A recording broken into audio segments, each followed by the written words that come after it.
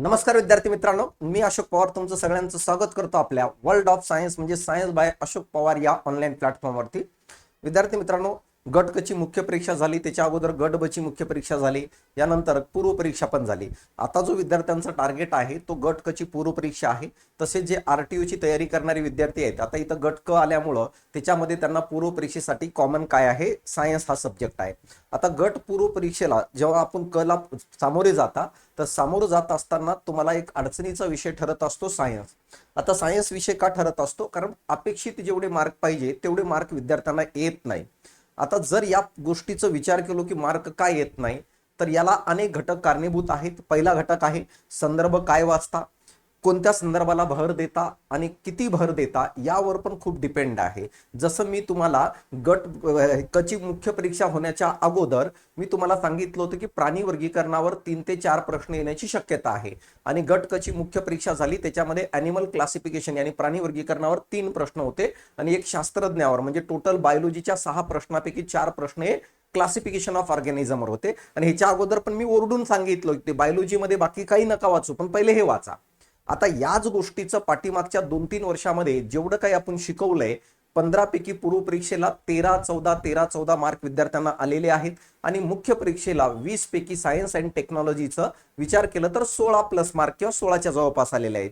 आता जी गट क ची पूर्व परीक्षा आहे यासाठी तुम्ही तयारी करतायत आणि याच अनुषंगाने ही बॅच रन केलेली आहे। आता मी तुम्हाला या लेक्चरमध्ये हे सांगणार आहे की नेमकं टॉपिक कसं शिकायचं असतं, एखाद्या टॉपिकला बघण्याचा दृष्टिकोन काय असायला पाहिजे, जेणेकरून की त्या एरियावर जर प्रश्न आलं तर आपलं परफेक्ट क्वेश्चन्स येणं गरजेचं आहे। तर हे आपण पहिलं टॉपिक चालू करतो या बॅच मध्ये। टॉपिकचं नाव आहे सजीवांचं वर्गीकरण, क्लासिफिकेशन ऑफ ऑर्गॅनिझम। आता बघा, या टॉपिकची जर तुम्ही तयारी करत असाल तर या टॉपिक वरती तुम्हाला कन्फर्म 100% 3 प्रश्न येणार म्हणजे येणार, हे कन्फर्म आहे।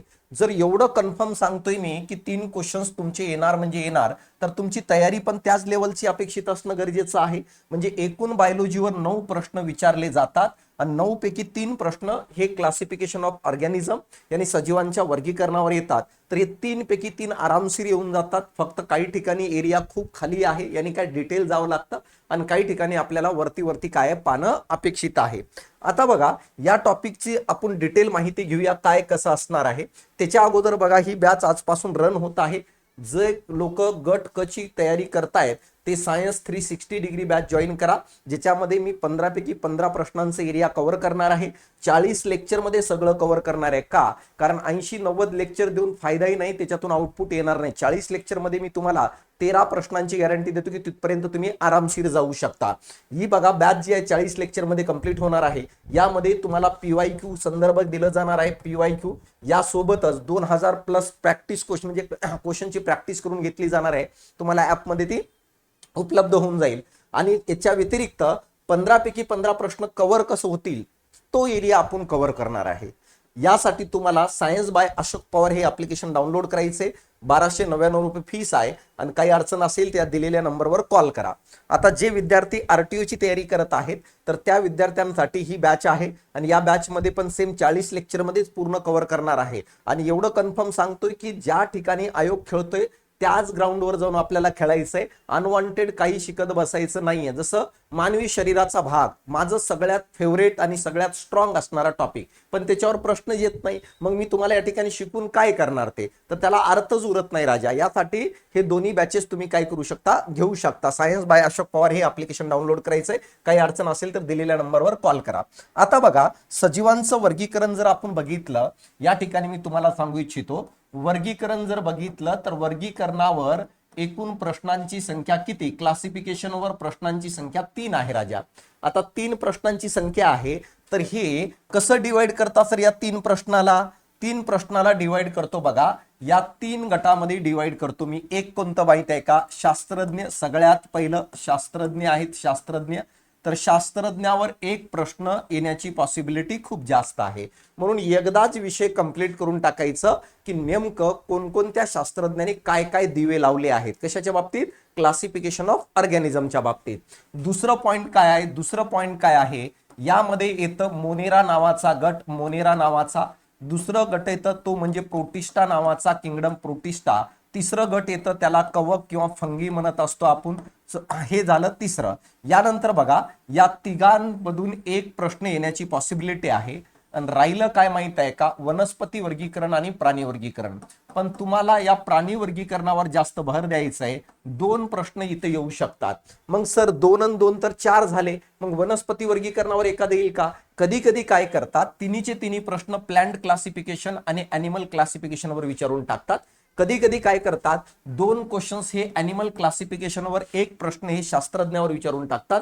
कधी कधी काय करतात, या तिघांपैकी एखादा क्वेश्चन्स आणि या ठिकाणी एक एक दोन्हींचे क्वेश्चन्स. म्हणजे याचा अर्थ या पाचींमध्ये एरिया फिक्स नाहीये. या पाचींमध्ये एरिया फक्त आणि फक्त फिक्स कोणाचा असेल तर अॅनिमल क्लासिफिकेशनचा आहे. डोळे झाकून मिनिमम 1 ते 2 प्रश्न तिथे येतात, म्हणजे येतात राजांनो. तर यासाठी हे टॉपिक आपल्याला चांगल्या पद्धतीने कव्हर करायचे काय असणार आहे. तर आता आपण सगळ्यात पहिल्यांदा वर्गीकरणामध्ये पहिली येणारी हे बघायचं टर्मिनॉलॉजी. तर क्लासिफिकेशन ऑफ ऑर्गॅनिझम शिकत असताना आपल्याला सगळ्यात पहिल्यांदा टॉक्झॉनॉमी बघावं लागतं की टॉक्झॉनॉमी आहे तरी काय. आता बघा टॉक्झॉनॉमीचं मिनिंग काय आहे. टॉक्झॉनॉमीवर ह्याच्या अगोदर आयोगाने प्रश्न पण विचारलेला आहे आणि येणाऱ्या काळात पण तुम्हाला क्वेश्चन्स विचारले जाऊ शकतात. आता टॉक्झॉनॉमीचा मिनिंग आहे, यालाच आपण वर्गीकरण म्हणत असतो. टॉक्झॉनॉमीलाच आपण वर्गीकरण हा शब्द वापरत असतो किंवा टॉक्झॉनॉमीलाच आपण गट तयार करणे वापरत असतो. आता बघा टॉक्झॉनॉमीचं मिनिंग आहे, जेव्हा सजीवांचं वर्गीकरण किंवा सजीवांचे गट हे नियमानुसार तयार केले जातात, तर नियमानुसार तयार केले गेलेल्या गटाला किंवा नियमानुसार तयार केले गेलेल्या वर्गीकरणाला आपण टॉक्झॉनॉमिकल संरचना म्हणतो. जसं आपल्या देशामध्ये आपण राज्य निर्माण केलंय, जिल्हे निर्माण केलंय, तालुके निर्माण केलेलं आहे आणि गाव पातळीवर ग्रामपंचायत निर्माण केलेला आहे आणि काय गाव निर्माण केलंय. तर हे नियमानुसार तयार करण्यात आलेलं आहे. हे पण एक प्रकारचं वर्गीकरण झालं, गट झालं. तर अशाच प्रकारे सजीवांचे छोटे छोटे गट, त्यानंतर मोठे मोठे गट, त्याच्यापेक्षा मोठे मोठे गट, असे गट तयार केले गेलेले आहेत. हे सगळे गट नियमानुसार तयार केले गेलेले आहेत आणि या गटालाच आपण काय म्हणत असतो, टॉक्झॉनॉमी म्हणत असतो. ही गोष्ट लक्षात घ्या.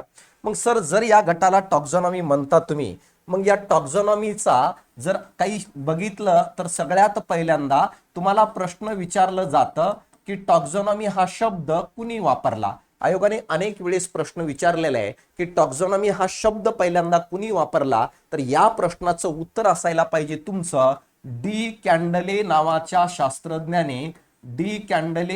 शास्त्रज्ञाने पहिल्यांदा हा शब्द वापरला. वर्ड कुणी वापरला असेल तर डी कॅन्डले नावाच्या शास्त्रज्ञांनी वापरलेला आहे. जर तुला विचारलं राजा की बाबा जनक कोण आहे, जनकचा अर्थ आहे फादर ऑफ टॉक्झॉनॉमी, तर फादर ऑफ टॉक्झॉनॉमी जर कोण असेल तर या प्रश्नाचं उत्तर आहे कॅरोलस लिनियस. कॅरोलस काय आहे, लिनियस नावाचा शास्त्रज्ञ आहे. त्यालाच आपण कार्ल लिनियस म्हणून ओळखलं जातं.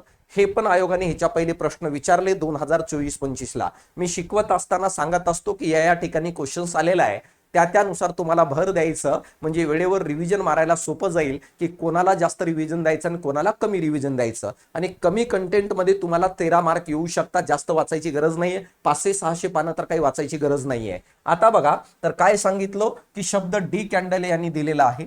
यानंतर जनक कोण असेल तर कॅरोलस लिनियस आहे. आता बघा जनक का म्हणतो, कारण सायंटिफिक पद्धतीने सजीवांचं वर्गीकरण सगळ्यात पहिल्यांदा कुणी केलं असेल तर कॅरोलस लिनियस, त्यालाच कार्ल लिनियस म्हणत असतो आपण, म्हणून त्याला फादर ऑफ टॉक्झॉनॉमी म्हणतो. किंवा यालाच आपण काय आहे, फादर ऑफ मॉडर्न टॉक्झॉनॉमी म्हणून ओळखत असतो. यालाच आपण काय म्हणतो, मॉडर्न टॉक्झॉनॉमीचा फादर कोण, तर या प्रश्नाचं उत्तर आहे तो म्हणजे काय आहे, कॅरोलस लिनियस. तर हे 2 शब्द महत्वाचे आहेत. आता बघा या टर्मिनॉलॉजीचाच वापर करून सजीवांचं वर्गीकरण केलं गेलेलं आहे. सजीवांचे गट तयार केले गेले. कोणाकोणाचं, प्राण्यांचे पण गट तयार केले आणि वनस्पतीचे पण गट तयार केले. आणि ते गट कोणकोणते ते आता आपण या ठिकाणी बघण्याचा प्रयत्न करूया आणि पुढे पीपीटीच्या माध्यमातून पण मी ते समजून सांगण्याचा प्रयत्न करतो आणि कसे प्रश्न येऊ शकतात ते पण सांगेल. आता बघा जर मी ॲनिमलचा विचार केलो की पृथ्वी तलावर असणारे जेवढे काही ॲनिमल आहेत, या ॲनिमलचे कशा पद्धतीने काय आहे वर्गीकरण, यानी गट तयार केले आणि ॲनिमलची टॉक्झॉनॉमी कशी तयार केली गेली ते आपण बघूया. सगळ्यात पहिल्यांदा शास्त्रज्ञांनी काय केलं, सारख्या दिसणाऱ्या ॲनिमलचं एक गट तयार केलं जो सर्वात लहान गट आहे आणि त्याला नाव देण्यात आलं स्पेसीज. स्पेसीज ज्याला मराठीतून आपण जाती म्हणत असतो. सर हे गट कसं तयार केलं? शास्त्रज्ञांनी सांगितलं की बाबा सारखे दिसणारे जे सजीव आहेत, कट टू कट सारखे दिसणारे, त्या सजीवांना एकत्रित एका गटामध्ये ठेवायचं आणि त्या गटाला एक नाव द्यायचं आणि त्या नावालाच आपण काय म्हणतो? स्पेसीज म्हणतो. जसं पृथ्वीवर असणारे जेवढे काही मानव आहेत, ह्युमन बिईंग्स आहेत, तर या सगळ्यांना एकाच स्पेसीज मध्ये ठेवलं का? कारण की यांच्यामध्ये सारखेपणा आहे. दुसरी अट काय आहे स्पेसीज मध्ये येण्याची? जर समजा मेल आणि फिमेल परस्पर प्रजनन करून क्लोरेलका नवीन सजीवाची निर्मिती करत असेल तर त्या सर्व सजीवांना एका स्पेसीज मध्ये घ्यायचं. म्हणजे याचा अर्थ एका स्पेसीज मधील सजीव हे प्रजनन करून नवीन सजीवाची निर्मिती करू शकतात. ते सर्व सजीव या स्पेसीज मध्ये येतात. आता बघा, सारख्या दिसणाऱ्या स्पेसीजच्या एकत्रीकरणातून आणखी एक मोठा गट तयार करण्यात आलं. त्याला आपण म्हणत असतो जीनस, ज्याला आपण मराठीतून शब्द वापरत असतो प्रजाती. ही गोष्ट लक्षात घ्या. म्हणजे कसं माहित आहे का राजा? जसं आपलं कुटुंब आहे तर एक कुटुंब म्हणजे स्पेसीज झालं. आपले जेवढे काही खानदानातले आहेत तर ते म्हणजे काय? जीनस झालं. मग एक गाव म्हणजे काय झालं? त्याच्या वरचा गट, नंतर तालुका, नंतर जिल्हा, नंतर राज्य, नंतर देश. तर जसं जसं वरती जाऊया संख्या वाढत जाणार की नाही? मग सारख्या दिसणाऱ्या स्पेसीजच्या एकत्रीकरणातून जर काय तयार होत असेल तर जीनस तयार होतं. कसं? बघा उदाहरण सांगतो मी. उदाहरण मला सांगायचं या ठिकाणी. बघा उदाहरण या ठिकाणी सांगतो, लक्षात घ्या. उदाहरणामध्ये मी तुम्हाला काही स्पेसीज सांगतो. कोणकोणत्या स्पेसीज? आता बघा, स्पेसीज आहे एक वाघ. वाघाची जी स्पेसीज आहे त्याला आपण टायग्रीस म्हणून ओळखत असतो. काय म्हणतो रे आपण त्याला? टायग्रीस म्हणतो. यानंतर सिंहाची जी स्पेसीज आहे त्याला आपण लिओ म्हणत असतो. आता वाघ आणि सिंहामध्ये बऱ्यापैकी सारखेपणा आहे, तर हे दोन्हीची स्पेसीजचे नाव आहेत आणि या दोन्ही स्पेसीजला एकत्रित करून एक जीनस तयार करण्यात आलंय आणि त्या जीनसला जर आपण काय म्हणत असेल तर त्याला आपण म्हणत असतो पॅन्थेरा. मग अशा प्रकारे सारख्या दिसणाऱ्या स्पेसीजच्या एकत्रीकरणातून जो मोठा गट तयार होतो त्याला आपण जीनस म्हणतो, त्याला आपण प्रजाती म्हणत असतो. मराठी शब्दावर जाऊ नका. मराठी शब्द कधी कधी समानार्थी अनेक येऊ शकतात म्हणून कन्फ्यूज होतं. म्हणून जास्तीत जास्त इंग्लिश शब्दावर भर द्या. तर बघा, जीनस म्हणजे कोणतं? पॅन्थेरा. म्हणजे पॅन्थेरा या जीनस मध्ये हे दोन्ही स्पेसीज येतात. म्हणून या ठिकाणी सांगितलं मी तुम्हाला की बाबा स्पेसीजच्या एकत्रीकरणातून काय तयार होत असेल तर जीनस तयार होतं.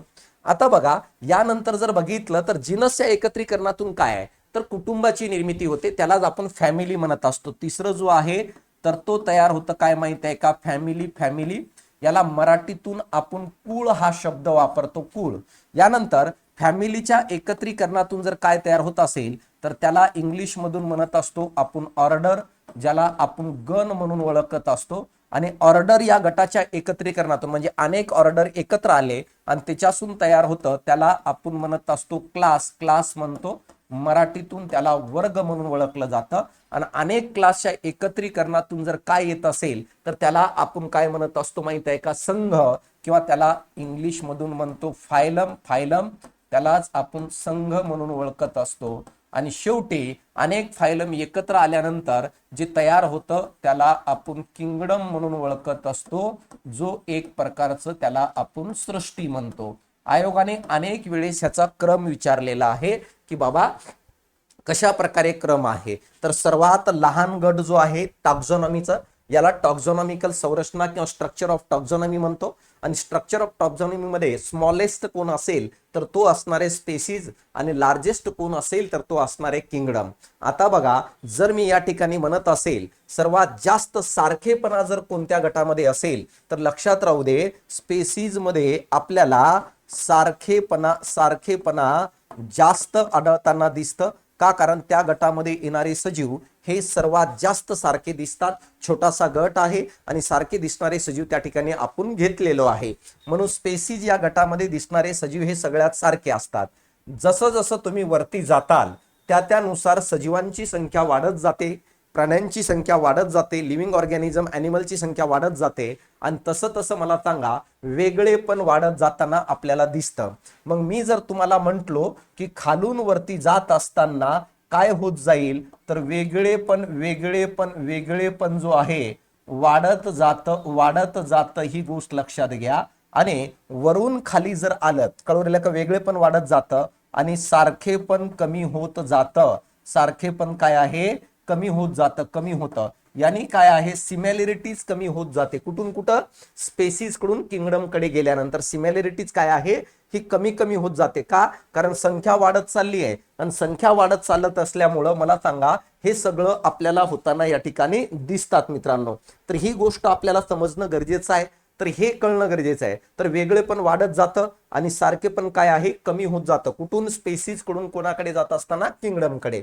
आता कधी कधी तुम्हाला असं विचारलं जातं की हे जे आहेत सातीचे साती देत नाही, ह्याच्यातून एक दोन गाळून टाकतात आणि तुम्हाला क्रम लावायला सांगतात. मग आपल्याला व्यवस्थित बघायचं की काय क्रम आहे कसं क्रम आहे. आता हे क्रम कसं पाठ करणार तर मी तुम्हाला या ठिकाणी सांगतो. कोरेला का या ठिकाणी जर बघितलं तर या ठिकाणी आपण बघूया कसं लक्षात ठेवायचं. तर बघा केपीसी कोरेला बघा केपीसी हे लक्षात घ्या. केपीसी ऑफ केपीसी ऑफ कळवलेलं का जीएस. आता बघा या ठिकाणी कसं लक्षात ठेवायचं सांगतो. केपीसी हा एक क्लासचं नाव आहे आणि तो कोणत्या विषयाचा क्लास आहे जीएस विषयाचा क्लास आहे. तर कसं लक्षात ठेवणार आपण क्रम केपीसी ऑफ क्लास असं जरी लक्षात ठेवलं तर सातीचे साती क्रम तुम्हाला लक्षात राहून जाईल. Kingdom, phylum, class, order, family, यानंतर काय जीनस आणि स्पेसिस. तर हे एक शॉर्टकट आहे. केपीसी नावाचा क्लास आहे आणि कोरेला का आणि केपीसी ऑफ काय आहे जीएस कोणत्या विषयाचा क्लास आहे जीएस चा क्लास आहे. या पॅटर्न नुसार लक्षात घ्या. तुम्हाला जर क्रम विचारलं तर येणाऱ्या काळात तुम्हाला हा क्रम सांगता यायला पाहिजे. आता हा क्रम कशाचा आहे राजा माहित आहे का? तर हा क्रम आहे ॲनिमलचं. पण जर तुला वनस्पतीचं जर विचारलं, जर तुला प्लॅन्ट टॉक्झॉनॉमी जर विचारली आणि या प्लॅन्ट टॉक्झॉनॉमीचा जर क्रम विचारलं तर बाकी सगळं सेम येतं. फक्त एक बदलतं. काय बदलतं बघा.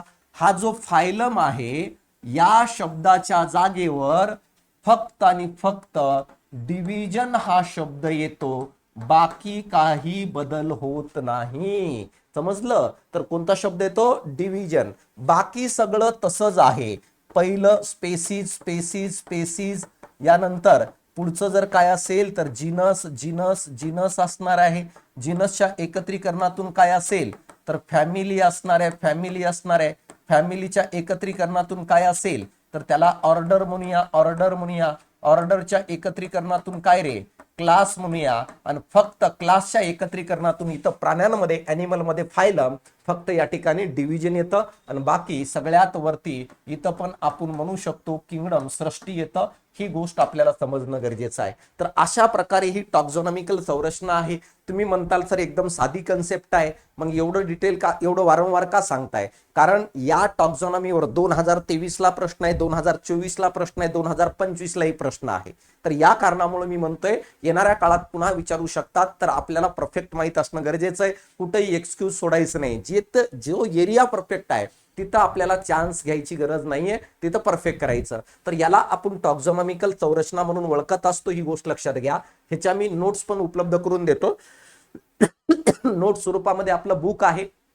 त्या बुकचा वापर केला तर आणखी जास्त फायदा होईल. का? कारण की ज्या फॉर्मेटमध्ये शिकवतो त्यानुसारच बुक लिहिलेलं आहे नोट्स स्वरूपामध्ये. एमपीसी विज्ञान त्या बुक मधून मेन्सला 12 पैकी 11 प्रश्न कव्हर झालेले आहेत पाठीमागच्या दोन्ही तिन्ही आणि पूर्व परीक्षेला 12-13 प्रश्न 15 पैकी कव्हर होत आहेत त्याच्यातून. आता बघा इथं बघा या पीपीटी मध्ये मी तुम्हाला सांगतो ही टॉक्झॉनॉमिकल संरचना आहे. या ठिकाणी काय काय आहे तर सगळ्यात पहिलं जो गट आहे त्याला आपण काय म्हणूया रे त्याला स्पेसिस म्हणूया. बघा स्पेसिस सर्वात विशिष्ट श्रेणी लहान श्रेणी आहे. त्याच्या सारखेपणा जास्त आहे. त्याच्या एकत्रीकरणातून जिनस तयार झाले. जिनसच्या एकत्रीकरणातून फॅमिलीच्या एकत्रीकरणातून ऑर्डरच्या एकत्रीकरणातून क्लास. जर ॲनिमल असेल तर फायलम आणि जर प्लॅन्ट असेल तर डिव्हिजन. कळलं? ॲनिमल असेल तर फायलम आणि प्लॅन्ट असेल तर डिव्हिजन आणि फायनली किंगडम म्हणजे सृष्टी जो प्लॅन्ट आणि ॲनिमल साठी सेम शब्द वापरत असतो. तर याला आपण म्हणत असतो टॉक्झॉनॉमिकल संरचना. आता टॉक्झॉनॉमी तर कळालं तुम्हाला की टॉक्झॉनॉमीचा जनक कोण? Father of taxonomy Carolus Linnaeus. Taxonomy शब्द डी कॅन्डले यांनी दिलं आणि टॉक्झॉनॉमिकल संरचना. आता आपण शास्त्रज्ञांकडे जायचंय, सायंटिस्ट कडे जायचंय की कोणकोणत्या शास्त्रज्ञांनी काय काय कांड केलेले आहेत आणि त्या कांडवर आयोगाने आतापर्यंत काय काय विचारलेलं आहे तो डेटाबेस आपल्याला या ठिकाणी बघायचा आहे. सगळ्यात पहिलं बघा, अरस्तू नावाचा सायंटिस्ट आहे ज्याला आपण अरिस्टॉटल म्हणतो. यानंतर आहे कॅरोलस लिनियस, किंवा त्याच्या अगोदर आहे बघा त्याचंच विद्यार्थी कोण माहित आहे का, त्याला आपण थिओफ्रस्टिस म्हणतो. त्यानंतर कॅरोलस लिनियस आहे, बॅन्थम आणि हुकर आहे. तर या सगळ्या शास्त्रज्ञावर आयोगाने आतापर्यंत प्रश्न विचारले. तर आपल्याला एकही शास्त्रज्ञ सोडायचं नाहीये का, कारण जर प्रश्न आलं तर आपल्या एरियाच्या बाहेर जाता कामा नये. जसं काल गट ब चं जो मुख्य परीक्षेचं पेपर, सॉरी गट क चं जो मुख्य परीक्षेचा पेपर झाला, त्या मुख्य परीक्षेच्या पेपरमध्ये लिहिलं होतं कॅरोलस लिनियसचं सिस्टिमा नेचरिया नावाचा पुस्तक कधी पब्लिश झालं, 1735. तो आपल्या क्लासमधून जशाला तसं आहे, वर्ष सांगितलं, त्याची हिस्ट्री सांगितलं, सगळं सांगितलं. मग जर असे प्रश्न जे कुठंच आपल्याला भेटणार नाहीये, असे प्रश्न जर आपल्यातून कव्हर झाले तर तुम्हाला बाकीच्यांपेक्षा 4-5 मार्क एक्स्ट्रा भेटू शकतात. तर आता बघा हे सगळे शास्त्रज्ञ आहेत, कार्ल लोव्हस आहे, आर्यश विटाकर आहे. तर सगळ्यात पहिलं आपल्याला बघायचंय तो म्हणजे अरिस्टॉटलचं वर्गीकरण. आता अरिस्टॉटलचं वर्गीकरण आपण बघूया की नेमकं अरिस्टॉटल यांनी काय काय केलेलं आहे आणि त्याच्या बाबतीत आपल्याला काय बघायचंय. आता राजा बघा, अरिस्टॉटल जो आहे, अरिस्टॉटल हा ऍक्च्युली जो आहे ना, तर हा शास्त्रज्ञ नव्हतं, हा एक प्रकारचं फिलॉसॉफर होतं, पॉलिटिकल फिलॉसॉफर होतं. आणि ह्यांनी काय काय केलंय तो डेटाबेस आपल्याला या ठिकाणी आता चांगल्या पद्धतीने बघायचे. लक्ष द्या. अरिस्टॉटल हा पहिला व्यक्ती आहे ज्याने लिव्हिंग ऑर्गॅनिझमच्या स्टडीला सुरुवात केली आणि याच कारणामुळं याला आपण फादर ऑफ बायोलॉजी म्हणतो. तर सगळ्यात पहिलं शब्द ह्याच्यासाठी त्याला आपण फादर ऑफ बायोलॉजी म्हणून ओळखत असतो. लक्षात राहू द्या, जीवशास्त्राचा जनक म्हणतो आपण. एक पहिलं पॉइंट.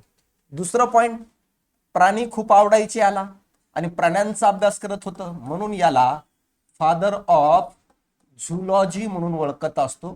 तर दोन गोष्टीचा हा फादर झाला सायन्समध्ये, एक बायोलॉजी, दुसरं झूलॉजी. जोड्या लावामध्ये किंवा सिंगल लाईन मध्ये पण येऊ शकतात. तर प्रत्येकाने काय काय काम केले ते लक्षात राहू द्या. पहिल्यांदा अभ्यास केलं, वर्गीकरणाची पण सुरुवात केली होती यांनी, याला फादर ऑफ बायोलॉजी म्हणतो. प्राण्यांच्या बाबतीत सांगितलं, या कारणामुळे याला फादर ऑफ झूलॉजी म्हणतो. हे दोन गोष्टी लक्षात घ्या. आता तिसरं पॉइंट महत्वाचं काय आहे, ह्यांनी सजीवांचं वर्गीकरण करायचा प्रयत्न केलं. आता सजीवांचं वर्गीकरण करायचा प्रयत्न केलं याने काय आहे, जे काही लिव्हिंग ऑर्गॅनिझम आहे या लिव्हिंग ऑर्गॅनिझमचं वर्गीकरण करायचा प्रयत्न केलं. आणि सगळ्यात पहिल्यांदा लिव्हिंग ऑर्गॅनिझमला त्यांनी दोन गटामध्ये वर्गीकरण केलं. एक म्हणजे काय, प्राणी, ज्याला आपण ॲनिमिलिया म्हणत असतो किंवा ॲनिमल म्हणूया. आणि दुसरं गट तो म्हणजे काय आहे, वनस्पती, ज्याला आपण काय म्हणूया, प्लॅन्टी म्हणून ओळखत असतो. ही गोष्ट लक्षात घ्या, किंवा प्लॅन्ट म्हणतो. हे दोन गट तयार केले म्हणजे दोन किंगडम मध्ये, दोन सृष्टीमध्ये या अरिस्टॉटलने सजीवांचं वर्गीकरण केलं. परंतु प्रॉब्लेम काय झाला राजांना माहित आहे का, हे जे दोन गट तयार झाले हे सायंटिफिक पद्धतीने सिद्ध करता आलं नाही याला. कोणाला, अरिस्टॉटलला. म्हणून पुढे चालून अरिस्टॉटलच्या या कार्याला महत्व दिलं गेलेलं नाहीये. जर तुम्हाला असं विचारलं की फादर ऑफ टू किंगडम कोण आहे, दोन सृष्टीचा जनक कोण आहे, त्याचं उत्तर आपल्याला पुढे भेटणार आहे कॅरोलस लिनियस.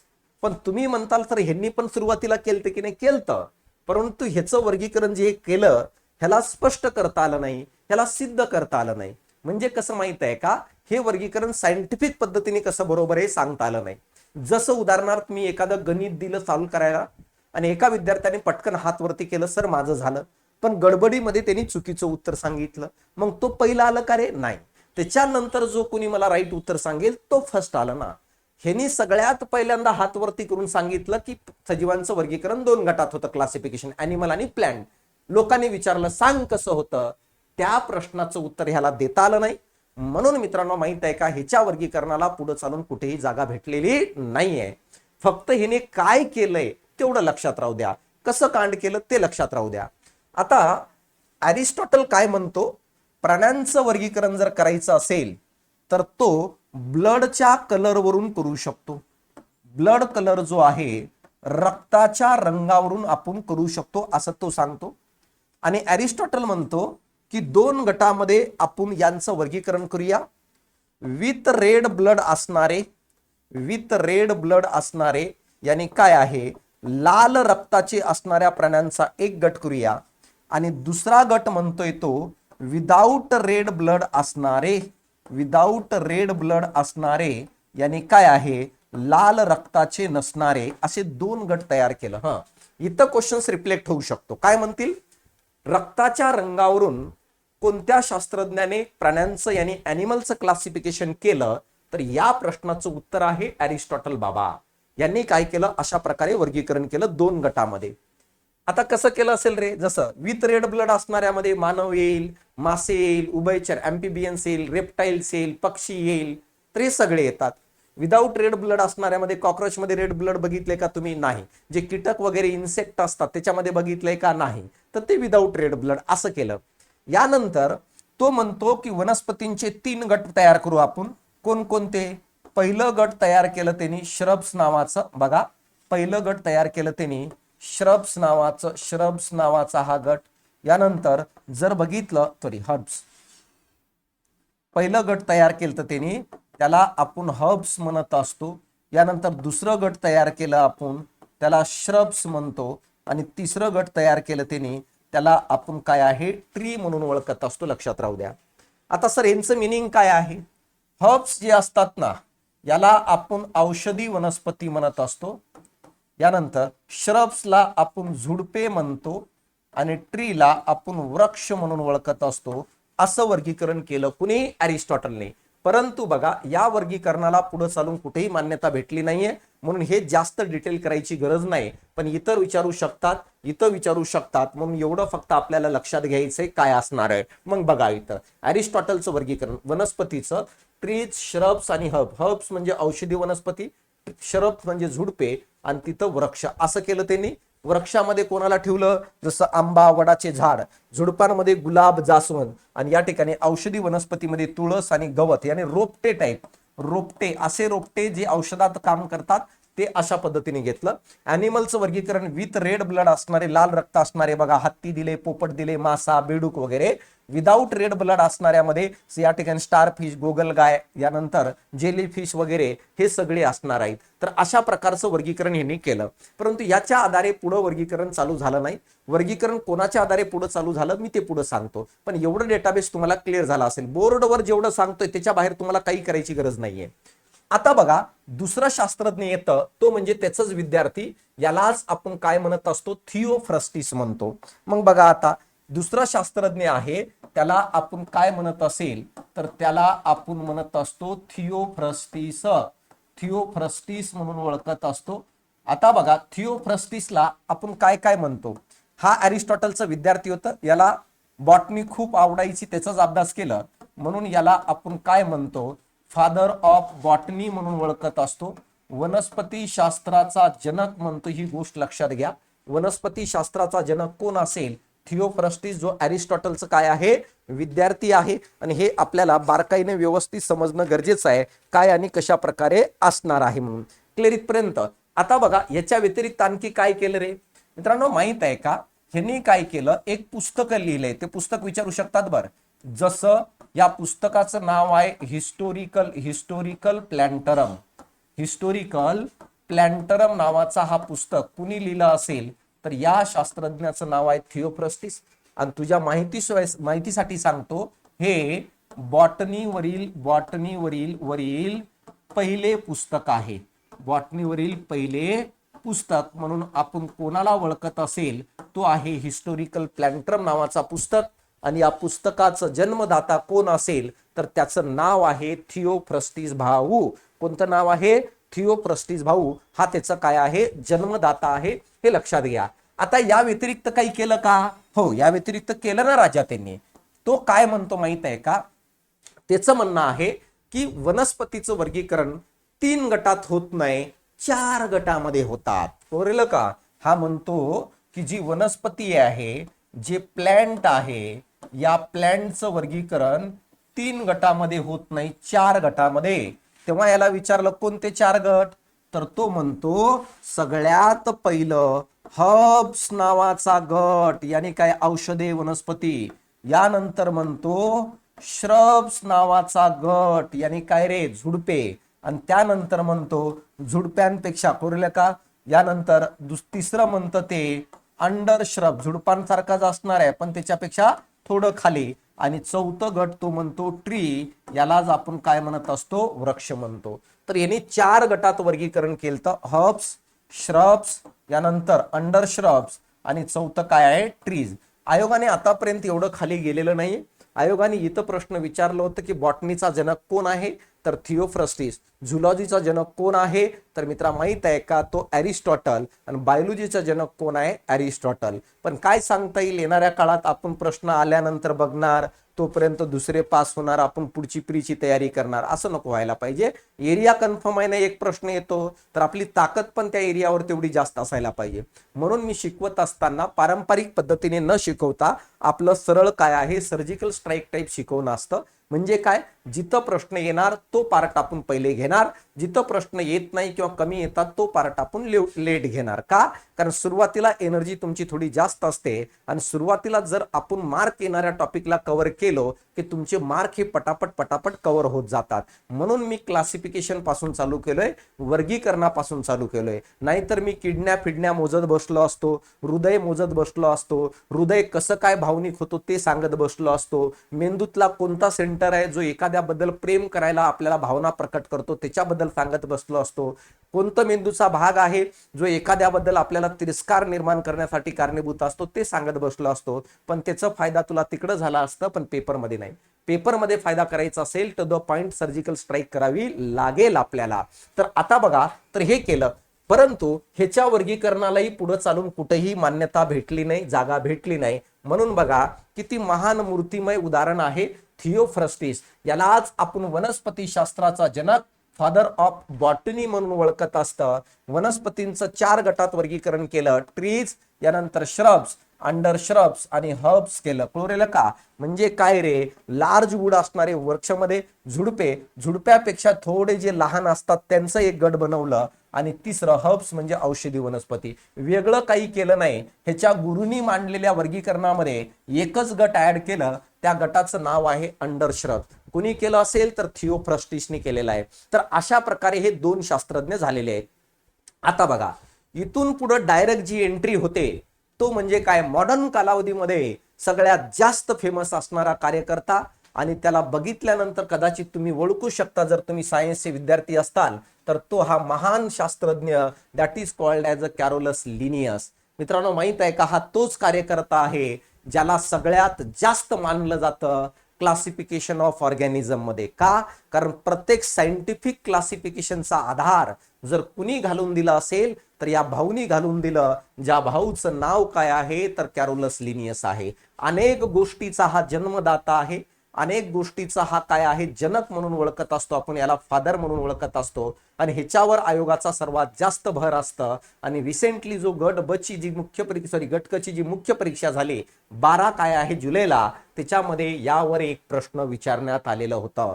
आणि ह्याच्या वर्गीकरणापासून पुढं काय चालू झालं तर ऍक्च्युअली वर्गीकरणाला सुरुवात झाली. तर आता आपण ह्याचं इतिहास भूगोल एकदा बघूनच घेऊया की या कॅरोलस लिनियसला का म्हटलं जातं एवढं. तर लक्षात राहू दे, कॅरोलस लिनियस, तुम्हाला माहित आहे का, याला कार्ल लिनियस म्हणून पण ओळखलं जातं. लक्षात राहू दे, याचं दुसरं एक नाव आहे, याला आपण कार्ल लिनियस म्हणतो. याचं खरं नाव कार्ल व्हॅन लीन आहे. याचं खरं नाव काय आहे, कार्ल व्हॅन लीन आहे. परंतु भाऊला जो आहे ना, काय आवडायचं, जसं तुला काही ना काही आवडते की नाही, पण तुला जे आवडतं ते काही कामाचं नाहीये भाऊ. या भाऊला काय आवडायचं, लॅटिन भाषा आवडायची. म्हणून त्याचं नाव बदलून त्यांनी लॅटिन भाषेत केलं, म्हणून त्याचं लॅटिन भाषेत कॅरोलस लिनियस नाव झालं. आता बघा, हे एवढं महान शास्त्रज्ञ आहे, याला वेगवेगळ्या गोष्टीचा जन्मदाता म्हणतो. कशाचं, सगळ्यात पहिलं क्लासिफिकेशनचं, यालाच आपण काय म्हणतो, क्लासिफिकेशनचं. याने काय आहे, क्लासिफिकेशन ऑफ ऑर्गॅनिझम, वर्गीकरणाचा जन्मदाता. कशाचं वर्गीकरण, सजीवांचं. तर फादर ऑफ क्लासिफिकेशन ऑफ काय आहे, सिस्टम म्हणतो. किंवा क्लासिफिकेशन ऑर्गॅनिझम किंवा क्लासिफिकेशन काय आहे सिस्टम असंही शब्द वापरू शकतो. फादर ऑफ काय क्लासिफिकेशन सिस्टम. तर आता बघा याचा तो जन्मदाता आहे, वर्गीकरणाचा जन्मदाता. आता तुम्ही म्हणताल सर वर्गीकरण तर सगळ्यात पहिल्यांदा अरिस्टॉटलनी केलं होतं, अरस्तूनी केलं होतं, परंतु त्याचं वर्गीकरण सायंटिफिक नव्हतं. सायंटिफिक वर्गीकरण या भाऊनी केलं. कसं केलं ते मी पुढे सांगतो, फक्त इथं लक्ष द्या व्यवस्थित की काय चालू आहे विषय. आता बघा यानंतर याला आपण काय म्हणतो रे, आपण याला आपण म्हणत असतो फादर ऑफ टॉक्झॉनॉमी. याला आपण म्हणतो फादर ऑफ टॉक्झॉनॉमी. टॉक्झॉनॉमीचा जन्मदाता आहे फादर ऑफ टॉक्झॉनॉमी. टॉक्झॉनॉमी म्हणत असतो. तिसरं याला आणखी एका नावाने ओळखत असतो, याला आपण फादर ऑफ प्लॅन्ट टॉक्झॉनॉमी आहे. प्लॅन्ट काय आहे टॉक्झॉनॉमी म्हणून ओळखत असतो. लक्षात राहू दे प्लॅन्ट टॉक्झॉनॉमी. यालाच आपण फादर ऑफ ॲनिमल टॉक्झॉनॉमी म्हणतो राजा. यालाच आपण फादर ऑफ ॲनिमल टॉक्झॉनॉमी. ॲनिमल काय आहे टॉक्झॉनॉमी. टॉक्झॉनॉमी या नावाने आपण याला ओळखत असतो. ही गोष्ट लक्षात घ्या. याच्या व्यतिरिक्त काय म्हणतो का, यस म्हणतो ना, याला आपण राजा फादर ऑफ टू किंगडम म्हणतो. टू किंगडम म्हणजे दोन सृष्टीचा जनक. अरिस्टॉटलला नाही म्हणत, यांनी सायंटिफिक पद्धतीने सिद्ध करून दाखवलं की दोन गट कसे तयार झाले, म्हणून याला दोन सृष्टीचा याने टू किंगडमचा जनक म्हणतो. या व्यतिरिक्त काय रे, हा द्विनाम पद्धतीचा जनक. द्विनाम पद्धत जी आहे ह्याचा जनक म्हणतो. याने काय रे बायनॉमियल नॉमेनक्लेचरचा जनक आहे. नॉमेनक्लेचरचं काय आहे जनक म्हणून आपण याला ओळखत असतो. ही गोष्ट लक्षात घ्या. द्विनाम पद्धतीचा जनक आहे. द्विनाम पद्धत म्हणजे काय, नाव देण्याची पद्धत आहे. जसं तुझी नाव देण्याची पद्धत असते ना, तुझी कोरेला का तुझी नाव देण्याची नाही, तुझी नाव ठेवण्याची पद्धत असते आहे की नाही. एखाद्याला नाव ठेवायचं असेल तर तू ठेवतोस की नाही, त्या पद्धतीने हे कोणत्या सजीवाला सायंटिफिक कसं नाव द्यायचं ती गोष्ट जर कुणी सांगितली असेल तर त्या शास्त्रज्ञाचं नाव आहे कॅरोलस लिनियस. बघूया पुढे डिटेल, आपण काही लोड नको घेऊ. सातवं बघा, यालाच आपण काय आहे कृत्रिम गुणधर्म वर्गीकरण पद्धत. म्हणजे काय सर, म्हणजे आर्टिफिशियल क्लासिफिकेशन मेथड. म्हणजे याचा अर्थ कृत्रिम गुणधर्मावर आधारित जर वर्गीकरण कुणी केलं असेल तर त्याचं जन्मदाता आहे कॅरोलस लिनियस. या व्यतिरिक्त आठवं पॉइंट आहे प्रजनन गुणधर्मावर आधारित वर्गीकरण. प्रजनन गुणधर्म जो आहे या गुणधर्मावर आधारित वर्गीकरण कुणी केलं असेल रिप्रोडक्शन, तर तो असणार आहे कॅरोलस लिनियस. तर अशा प्रकारे बघा एकूण या 8 घटकाचा तो जन्मदाता आहे. तर एकदाच विषय संपून टाकायचं की ह्याच्या आयुष्यात ह्याने काय काय कांड केलं. काय केलं रे, सगळ्यात पहिलं वर्गीकरणाचा जनक फादर ऑफ क्लासिफिकेशन सिस्टम. दुसरा आहे टॉक्झॉनॉमीचा जनक. तिसरा आहे प्लॅन्ट टॉक्झॉनॉमीचा जनक. चौथा आहे ॲनिमल टॉक्झॉनॉमीचा जनक. पाचवं मॉडर्न टॉक्झॉनॉमीचा जनक. सहावं काय म्हणतो आपण त्याला फादर ऑफ टू किंगडम, दोन सृष्टीचा जनक. सातवं फादर ऑफ बायनॉमियल नॉमेनक्लेचर, द्विनाम पद्धतीचा जनक. आणि यानंतर पुढे आहे कृत्रिम गुणधर्मावर आधारित वर्गीकरणाचा जनक याने father of artificial classification system. आणि आठवं कोणतं प्रजनन गुणधर्मावर आधारित वर्गीकरणाचा जनक. त्यालाच आपण जर काय म्हणत असेल तर त्याला आपण म्हणतो काय माहित आहे का, फादर ऑफ काय आहे रिप्रोडक्टिव्ह प्रॉपर्टी गुणधर्म किंवा रिप्रोडक्शनवर डिपेंड असणारा गुणधर्म. तर हे आपल्याला समजणं गरजेचं आहे काय आणि कशा प्रकारे असणार आहे. क्लिअर इथपर्यंत समजलं तर हे पॉइंट महत्वाचं आहे. आता बघा एवढ्या सगळ्या गोष्टींचा जन्मदाता आहे म्हणून या भाऊचं नाव प्रत्येक पुस्तकात आहे. बघा 6वीच्या पुस्तकापासून ती PhD पर्यंत, मग तो भारतातला पुस्तक असेल, पाकिस्तान मधला असेल, जगातील कुठलेही असेल. उगच कोणी कोणाचं नाव लिहिते का रे पुस्तकावर? तुझं नाव लिहिले का कोणी पुस्तकावर? नाही लिहित. का? कारण तुझं नाव तेवढं महत्वाचं नाहीये. तू काही कांड कर मग बघा पेपरात येतो की नाव, काहीतरी करावं लागतं तेव्हा नाव येतं. तुझं नाव कुठं आलं ह्याच्या पहिले तुझं नाव टीशीवर आलं असेल, मार्कशीटवर आहे, जास्तीत जास्त लहान असताना लग्नाच्या पत्रिकेवर आलं असेल, मामाच्या लग्नाला ह्याच्या लग्नाला. उद्या डेप्युटी कलेक्टर झालं, टॉप आला, हे आलं तर नाव येणार. तसं जर जगातील प्रत्येक पुस्तकात ह्याचं नाव असेल तर एवढं महान कार्य केलंय. आता बघा एवढ्या सगळ्या गोष्टीचा जो जनक आहे परंतु या सर्व गोष्टी त्याने त्याच्या पुस्तकामध्ये लिहून ठेवलेले आहेत. कशामध्ये लिहून ठेवले? पुस्तकामध्ये लिहून ठेवले. आणि त्या पुस्तकावर पण आयोग प्रश्न विचारतोय. जसं पुस्तकावर आयोगाने 12 जुलैच्या मुख्य परीक्षेला प्रश्न विचारलं की बाबा की सिस्टिमा नेचरिया नावाचा पुस्तक कधी पब्लिश झालेला आहे. कळतंय का? सिस्टिमा नेचरिया नावाचं पुस्तक कधी पब्लिश झालं असं विचारलं होतं. तर कोणकोणते पुस्तक आहेत बघा. एकूण 5 पुस्तक आहेत, पण 5ही पुस्तक आपल्याला बघायची गरज नाहीये. तर सगळ्यात पहिलं पुस्तक त्याचं जर कोणतं असेल तर तो आहे बघा फिलॉसॉफिया बॉटनिका. तर काय म्हणतोय बघा, 5चे 5 पुस्तक आपल्याला बघायची गरज नाहीये. 3 पुस्तक लक्षात राहू द्या. प्रश्न जर आलं तर त्याच्यावरच येईल. पहिलं पुस्तक आहे त्याला आपण म्हणत असतो फिलॉसॉफिया बॉटनिका नावाचा पुस्तक आहे. सर काय आहे हो या पुस्तकामध्ये? राजा, या पुस्तकामध्ये द्विनाम पद्धतीचे नियम दिलेत. बायनॉमियल नॉमेनक्लेचरचे नियम दिलेत. काय दिलेले आहेत? द्विनाम पद्धत. द्विनाम काय आहे?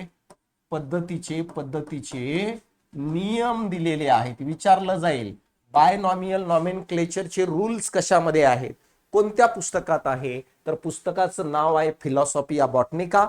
या पुस्तकामध्ये आपल्याला ते दिलेले दिसतात. ही गोष्ट लक्षात राहू द्या. क्लिअर इथपर्यंत? आता बघा काय नियम आहेत. जसं मी तुम्हाला माहित आहे, वाचला असेल, नाव देत असताना जिनस आणि स्पेसीज या 2 टर्मिनॉलॉजीचा वापर करा. नाव देत असताना सगळ्यात सुरुवातीला जिनस लिहा, त्याच्यानंतर स्पेसीज येऊ द्या. जिनसची सुरुवात कॅपिटल लेटरने, स्पेसीजची सुरुवात स्मॉल लेटरने व्हायला पाहिजे. नाव लॅटिन भाषेत असायला पाहिजे, इटॅलिक लिपीत असायला पाहिजे. लोड नका घेऊ, पुढे सांगणार आहे. पण हे बोलतोय, हे जे काही मी बोलू राहिलोय हे मला कसं कळालं? का कॅरोलस लिनियस माझ्या स्वप्नामध्ये आला होता का? नाही. तर हे मी आपल्या पुस्तकातून वाचू राहिलो. आपल्या पुस्तकात कुठून आलं? 11वीच्या NCERT मधून आलं. 11वीच्या NCERT कुठून आलं? तर वेगवेगळ्या संदर्भातून आलं. पण मूळ त्याचं ओरिजिन कुठं असेल तर तो आहे फिलॉसॉफिया बॉटनिका नावाचा पुस्तक. आणि या पुस्तकाचा लेखक आहे महान शास्त्रज्ञ ज्याचं नाव आहे कॅरोलस लिनियस. यानंतर बघा दुसरं पुस्तक लिहिलंय, तो पुस्तक पण अतिशय महत्वाचं आहे. त्या पुस्तकाचं नाव काय आहे? स्पेसीज प्लॅन्ट्रम नावाचा पुस्तक आहे. तर आता बघा हा स्पेसीज प्लॅन्ट्रम नावाचा जो पुस्तक आहे हे कधी पब्लिश झालं रे? तर राजा माहित आहे का? 1 मे 1753 ला या पुस्तकाचं पब्लिकेशन झालं. म्हणजे हे पब्लिश झालं 1 मे 1753 ला. आणि जगामध्ये पहिल्यांदा या पुस्तकात कोरेला का या बुकमध्ये वनस्पतीला आणि प्लांटला सायंटिफिक यानी शास्त्रीय नाव दिलं. तर विचारलं जाईल तर पहिल्यांदा वनस्पतीला सायंटिफिक नेम कधी देण्यात आलं? तर राजा माहित आहे का? ते देण्यात आले कधी? तर 1 मे 1753 ला. मग जर तुला विचारलं द्विनाम पद्धतीची सुरुवात कधीपासून, बायनॉमियल नॉमेनक्लेचर सिस्टीमची सुरुवात कधीपासून, तर ते आहे 1 मे 1753 पासून. हा प्रश्न येणाऱ्या काळात रिफ्लेक्ट होण्याची शक्यता आहे, म्हणून हे वर्ष वगैरे लक्षात राहू द्या. आणि हे विचारलं जातं. यानंतर आणखी काही पुस्तक आलं, तो म्हणजे जेनेरा प्लॅन्ट्रम नावाचा, पण तो महत्वाचा नाहीये. तिसरं बुक महत्वाचं आहे. आणि ते तिसरं बुक कोणतं आहे तर त्याला आपण म्हणत असतो सिस्टिमा नेचरिया नावाचा बुक. आता बघा हा सिस्टिमा नेचरिया नावाचा बुक आहे. तर हे बुकचं इतिहास काय आहे जे मी पाठीमागच्या बॅच मध्ये पण सांगितलं होतं. हा पुस्तक पहिल्यांदा 1735 मध्ये काय आहे प्रकाशित झालं होतं. ही गोष्ट लक्षात घ्या. सगळ्यात पहिल्यांदा 1735 मध्ये हे पुस्तक त्यांनी काय केलं? प्रकाशित केलेलं होतं. 1735 मध्ये. आता बघा 1735 मध्ये त्यांनी काय केलं? हे पुस्तक प्रकाशित केलं. कोणतं? सिस्टिमा नेचरिया. परंतु तुला माहित आहे का राजा, 1 ऑगस्ट 1758 ला हिची 10th एडिशन आली. कितवी एडिशन आली? 10th एडिशन आली. कधी? 1 मे 1758 ला.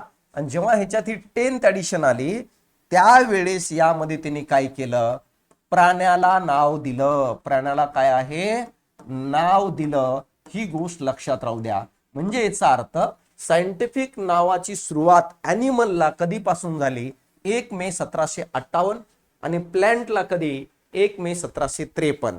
मग जर तुला विचारलं बायनॉमियल नॉमेनक्लेचर सिस्टीमची सुरुवात कधीपासून, तर या प्रश्नाचं उत्तर येईल 1 मे 1753. परंतु गट ब ची मुख्य परीक्षा 12 जुलैला जी झाली बघा, जे काही ग्रुप बी ची मुख्य जी झाली 12 जुलैला, आणि या 12 जुलैच्या पेपरमध्ये हे विचारलं होतं की सिस्टिमा नेचरिया नावाचा पुस्तक कधी पब्लिश झालं, तर तो झालं होतं मित्रांनो माहित आहे का 1735ला. आणि हे गोष्ट तुम्हाला माहित असणं गरजेचं आहे. तर अशा प्रकारे या कॅरोलस लिनियसचं एवढं सगळं कांड आहे रे, असंच नाहीये. हे सगळं एवढं काय आहे, अतिशय महत्वाचं असणार एक कांड आहे आणि हे तुला माहित असणं गरजेचं आहे, अपेक्षित असणं गरजेचं आहे. आता बघा, तर अशा प्रकारे हे फिलॉसॉफिया बॉटनिका स्पेसिस प्लॅन्टम सिस्टिमा नेचरिया 2026च्या पेपरला इथं प्रश्न आलाय. आणि जर येणाऱ्या काळात विचारलं तर या तिन्हीपैकी विचारू शकता किंवा ह्याच्यापैकी कोणाचंही जनक आपल्याला विचारलं गेलं तर आपल्याला सांगता यायला पाहिजे. आणि म्हणून मी म्हटलो की जर शास्त्रज्ञावर एक प्रश्न येतोय तर सर्व शास्त्रज्ञांची पोस्टमॉर्टम केल्याशिवाय आपल्याला राहायचं नाहीये, थांबायचंच नाहीये. कसं काय मार्क येत नाही बघतो. म्हणून तर मी म्हणतोय ना, मला तर कन्फर्म माहित आहे. काय माहित आहे? 15 पैकी 13 प्रश्नांचं एरिया की याच टॉपिकवर हे प्रश्न पडणार, त्याच टॉपिकवर तेवढे पडणार. आणि जर मी त्या एरियाचं काम परफेक्ट करून घेतलं तर 100% मार्क येतील. पाठीमागे तुम्ही 2 वर्षाचं रेकॉर्ड काढून बघू शकता, पाहू शकता. क्लिअर इथपर्यंत? उगं शिकवायचं म्हणून शिकवायचं आणि सांगायचं म्हणून सांगायचं नाही. समजलं? आता म्हणतील सर एवढं स्लोली सांगू राहिले, सिलेबस कधी कव्हर होईल? अरे सिलेबस खूप सिलेक्टिव्ह आहे. मानवी शरीराचं 100 पानं आहेत, पण एक प्रश्न येत नाही. काय किडण्या घेऊन असं असं फिरवत बसायचं का? नाही. जिथं काम आहे तिथं तर करावं लागेल वर्क. तर हे झालं. आता बघा कॅरोलस लिनियस हे झालं. आता हेच बघू आपण, पुढे बघूया काय असणार आहे. तर कॅरोलस लिनियसचं आपल्याला काय बघायचंय? द्विनाम पद्धत बघायची आहे, बायनॉमियल नॉमेनक्लेचर सिस्टीम बघायची आहे.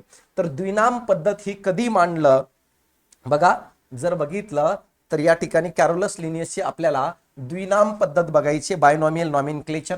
इंग्लिश मधून काय म्हणतो रे त्याला आपण? द्विनाम पद्धत. द्विनाम पद्धत ज्याला आपण बायनॉमियल नॉमेनक्लेचर म्हणून ओळखत असतो. बायनॉमियल नॉमेनक्लेचर म्हणतो. ही गोष्ट लक्षात घ्या. तर आता बघा, बायनॉमियल नॉमेनक्लेचर म्हणतो तर काय आहे? सगळ्यात पहिलं कुणी मांडली? पहिलं पॉइंट, कुणी मांडलेले शास्त्रज्ञाचं नाव काय आहे? Carolus Linnaeus. Carl Linnaeus. कधी मांडली? 1 मे 1753. पुरेल का? कोणत्या पुस्तकात मांडली? बुकचं नाव काय? स्पेसिस प्लॅन्टरम. समजलं? स्पेसिस प्लॅन्टरम. चौथं, नियम कोणत्या पुस्तकात दिलेत? नियम कोणत्या पुस्तकात? फिलॉसॉफिया बॉटनिका नावाचा पुस्तक आहे. आणि या फिलॉसॉफिया बॉटनिका नावाच्या पुस्तकामध्ये नियम दिलेले आहेत. कळालं इथपर्यंत? तर आता आपल्याला प्रश्न काय विचारलं जाईल? प्रश्न विचारले जातात नियमावर, की बाबा कोणते नियम आहेत आणि मांडत असताना त्या नियमांचं पालन कसं करायचं. तर या सगळ्या गोष्टीचा आपल्याला डिटेल डेटाबेस बघावं लागेल. तर नियम काय सांगतं?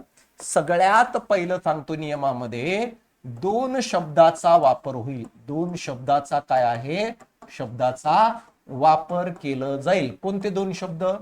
एक म्हणतोय तो जिनसचा वापर करा आणि दुसरं म्हणजे स्पेसिसचा वापर करा. म्हणजे याचा अर्थ राजा माहित आहे का? जर तुला एखादं नवीन ऑर्गॅनिझम सापडला, जसं काल न्यूजला आलं होतं की उद्धव ठाकरे साहेबांचा जो छोटा मुलगा आहे त्यांनी एक नवीन वनस्पती शोधून काढली आणि त्याला रश्मी हे नाव दिले. बघा, कळू राहिलं का? तर त्या नावात रश्मी आईचं नाव टाकले त्यांनी. तर आपल्याला देता येतं, परंतु बघा नाव देत असताना त्या सजीवाची 2 गोष्टी माहित पाहिजे, एक जिनस आणि दुसरं काय? स्पेसिस. नियमामध्ये दुसरं नियम काय सांगते ते?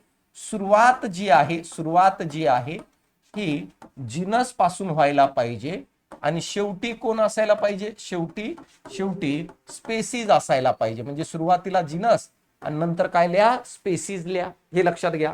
यानंतर तिसरं म्हणतोय जो जिनस आहे ह्याची सुरुवात जी आहे ही कॅपिटल लेटरनी व्हायला पाहिजे. कोरलं का? कॅपिटल लेटरनी. आणि चौथं स्पेसिस जो आहे, या स्पेसिसची जी सुरुवात आहे तो सुरुवात कशाने व्हायला पाहिजे? तर स्मॉल लेटरने व्हायला पाहिजे, हे तो त्या नियमामध्ये सांगतो. बघा काय सांगतो, नाव देत असताना दोन टर्मचा वापर करा, एक जिनस आणि स्पेसिस. सुरुवातीला जिनस लिहा, नंतर स्पेसिस लिहा. नंतर जिनसची सुरुवात म्हणतोय तो कॅपिटल लेटरने करा, स्पेसिसची सुरुवात हे स्मॉल लेटरने करा. पाचवं काय म्हणतोय तो, भाषा कोणती असायला पाहिजे नाव देताना, तर भाषा लॅटिन असायला पाहिजे, लॅटिन. आणि 6व्या पॉइंट मध्ये तो म्हणतो लिपी कोणती असायला पाहिजे, तर लिपी इटॅलिक लिपी असणं गरजेचं आहे, ग्रीक इटॅलिक. तर हे ते सांगतो, लिपी कोणती असायला पाहिजे, इटॅलिक लिपी असणं गरजेचं आहे. तर हे सगळे नियम आहेत. येणाऱ्या काळात तुम्हाला विचारलं जाऊ शकते यापैकी कोणतीही लाईन देतील आणि योग्य की अयोग्य अशा प्रकारचा पॅटर्नचा प्रश्न तुम्हाला रिप्ले करतील, तर आपल्याला सांगता यायला पाहिजे की नेमकं काय आणि कशा प्रकारे असणार आहे म्हणून. क्लिअर इथपर्यंत. यानंतर बघा लिपी तर तुम्हाला कळालं.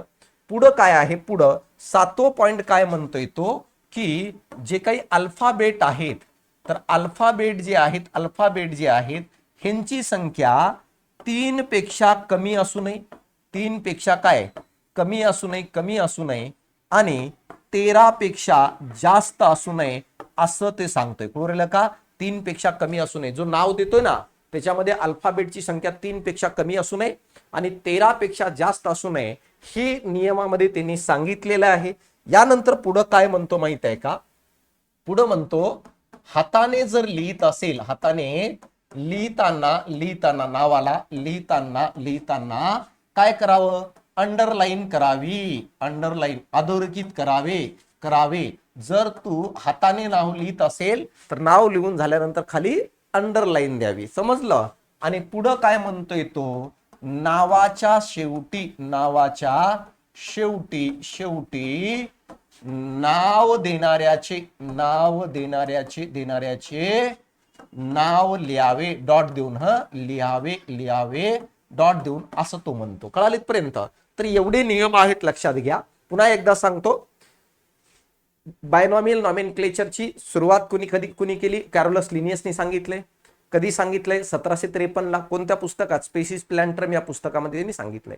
नियम कोणत्या पुस्तकात, फिलॉसॉफी ऑफ बॉटनी का. काय सांगितले नियमामध्ये, सगळ्यात पहिल्यांदा काय म्हणतो रे तो, की नाव देत असताना दोन टर्मचा वापर करा, जिनस आणि स्पेसिस. जिनस सुरुवातीला लिहा, स्पेसिस नंतर लिहा. यानंतर म्हणतोय तो की बाबा जे काही भाषा आहे, लॅटिन भाषेला असेल इटॅलिक लिपी असायला पाहिजे, हाताने लिहित असेल तर अंडरलाईन करायला पाहिजे, हे सगळं नियम सांगितलं. आता उदाहरण सांगतो मी तुम्हाला की कसं. जसं आता मला उदाहरण मध्ये वाघाला नाव द्यायचं, ए वाघा बघ रे, वाघ बघ तुला नाव देऊ राहिलो. वाघाला नाव द्यायचंय, टायगरला नाव द्यायचंय. तर वाघाला नाव देत असताना मला वाघाचं काय माहित पाहिजे, त्याची जिनस माहित पाहिजे आणि त्याची स्पेसिस माहित पाहिजे. मग जेव्हा मी वाघाची जिनस बघितलं तर मला समजलं की वाघ हा पॅन्थेरा नावाच्या जिनस मध्ये येतो, पॅन्थेरा. आणि वाघाची जेव्हा स्पेसिस बघितली तर स्पेसिस जर बघितलं तर तो कोणतं, तर टायग्रीस नावाची स्पेसिस मध्ये तो येतो, ही स्पेसिस आहे. मग वाघाचं नाव काय रे, कसं लिहिणार, तर वाघाचं नाव तयार करत असताना सुरुवातीला वाघाची जिनस लिहा. जिनस मध्ये पॅन्थेरा ही जिनस आहे आणि पॅन्थेराची सुरुवात बघा, तुम्हाला कळेल की पी ची सुरुवात ही कॅपिटल लेटरने होऊ राहिली आहे आणि हे सांगितलं. नंतर म्हणतोय की वाघाची स्पेसिस लिहा. काय स्पेसिसचं नाव आहे, टायग्रीस हे स्पेसिसचं नाव आहे. अशा प्रकारे टायग्रीस हे स्पेसिसचं नाव आहे.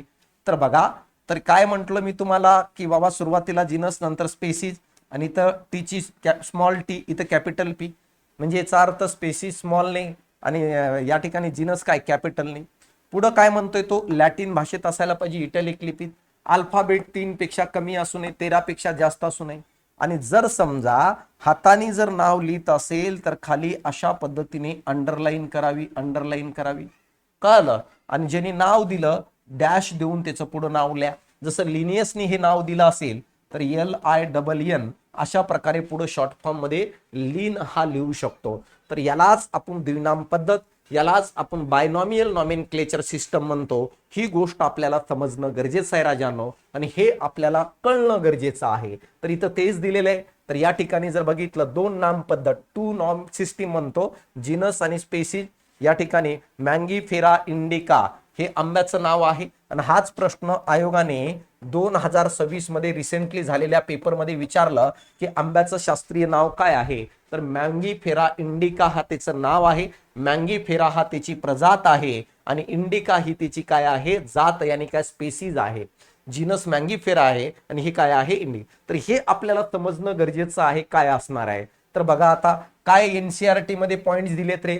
एनसीईआरटी मध्ये सांगितलंय बायोलॉजिकल नेम आर लॅटिनाइज असायला पाहिजे आणि रिटन बाय द इटॅलिक्स मध्ये लिहायला पाहिजे. Genus begins with a capital letter आणि species begins with the small letter हे सांगतोय मित्रांनो. If you write the hand written कोरेला का hand written name are separately underline करायचं. केलो की नाही सेपरेटली, हे सेपरेटली. तर जर हँड रिटन असेल तर सेपरेटली अंडरलाईन करा. हे सगळे नियम आहेत. आणि जर येणाऱ्या काळात ह्याच्यावर प्रश्न विचारला राजा तर आपल्याला परफेक्टपणे सांगता यायला पाहिजे. क्लिअर इथपर्यंत हे आपल्याला समजून घ्यायचं आहे. आता बघा पुढं इथून पुढं चालू होतो वर्गीकरणाला सुरुवात होते. आणि वर्गीकरणाची सुरुवात कुठून होत असेल तर बघा 2 गटापासून होते, 2 किंगडम. आता बघा वर्गीकरणाच्या सुरुवातीचा जर विचार केलो आपण की कशा प्रकारे असणार आहे तर या ठिकाणी लक्षात घ्या की सजीवांचं वर्गीकरण कसं केलं गेलेलं आहे. सजीवांचं वर्गीकरण करत असताना सायंटिफिक वर्गीकरण सगळ्यात पहिलं केलं गेलंय 2 किंगडम, 2 गटामध्ये. यानंतर दुसरं केलं गेलेलं आहे 3 किंगडम, 3 गटामध्ये. तिसरं केलं गेलेलं आहे 4 किंगडम, 4 गटामध्ये. चौथं केलं गेलेलं आहे 5 किंगडम आणि यानंतर 5वं केलं गेलंय 6 किंगडम.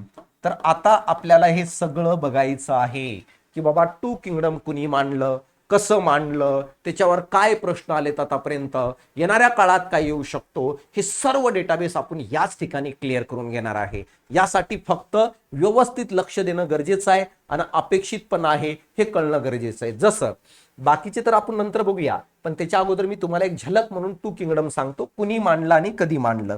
आता जर मी 2 किंगडमचं म्हणत असेल तर 2 किंगडम मांडणारा शास्त्रज्ञ कोण. बघा पुन्हा एकदा सांगतोय मी जर पूर्ण पीपीटीज घेऊन जर शिकवलंय ना इथं भारी वाटेल तुम्हाला ऐकायला, पण मी गॅरंटी देतो परीक्षेमध्ये तुम्हाला मार्क 7-8 येणार.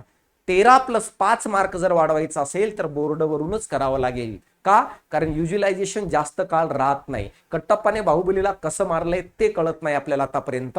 हे कधी कळणार जर मी तुम्हाला नुसतं पीपीटी भारी दाखवलं तर. नाही तर पीपीटी लई खतरनाक आहेत आपल्याकडे, तर त्याचं नादी नका लागू. बघा आता 2 किंगडम कुणी शोध लावलं रे. 2 किंगडमचं शोध लावलंय कॅरोलस लिनियस यांनी लावलेलं आहे. कधी लावलं रे, कधी लावलं तर 1735 मध्ये ह्यांनी काय आहे 2 किंगडम मांडलं.